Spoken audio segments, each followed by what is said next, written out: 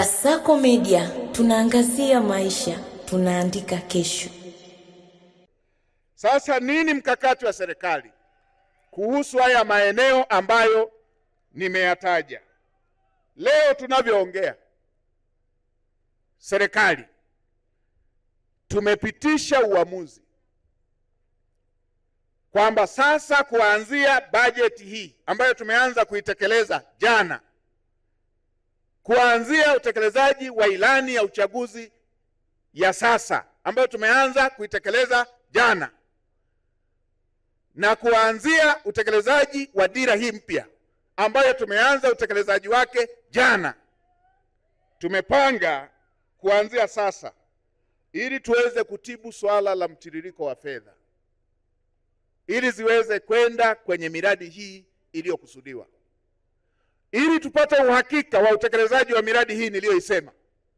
Serikali imepitisha uamuzi sasa, fedha za mfuko wa barabara yote, mifuko miwili, unaosimamiwa na TANROADS na ule unaosimamiwa na TARURA, fedha hizo hazitapitia mfuko mkuu, zitakwenda moja kwa moja kwenye mifuko ili barabara hizi ziweze kujengwa.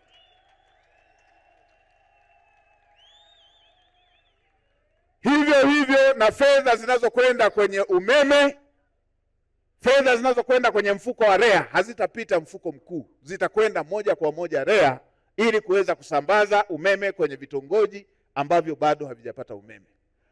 Hivyo hivyo fedha zinazokwenda kwenye mfuko wa maji hazitapita mfuko mkuu, na niwapongeze sana wabunge wenu, mnao wabunge majembe kweli kweli, wamepitisha sasa, hii ni sheria kwamba fedha hizo zitakwenda moja kwa moja kwenye mifuko. Kwa maana hiyo, ni kuelekeze Mheshimiwa Waziri wa Ujenzi, waite wakandarasi ambao walishaondoka site warudi site, na endeleeni kuwalipa fedha waendelee kutekeleza hii miradi.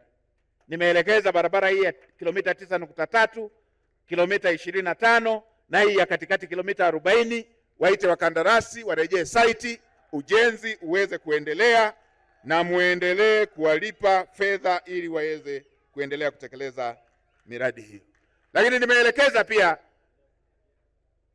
nilipokuwa pale Rorya, ndani ya mwezi huu watoe matangazo, kwa sababu Mheshimiwa Rais alishatoa ruhusa, alishatoa ridhaa ya kutafuta mkandarasi, akapatikana mkandarasi alikuwa wa gharama.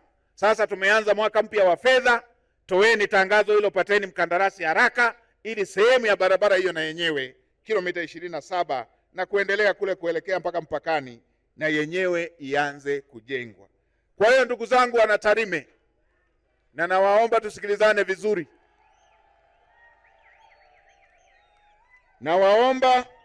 nawaomba tusikilizane vizuri.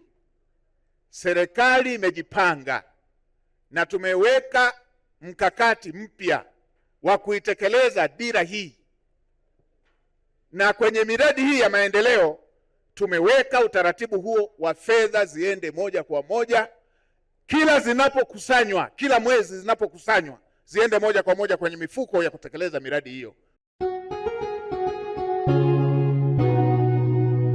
Kasako Media, tunaangazia maisha, tunaandika kesho.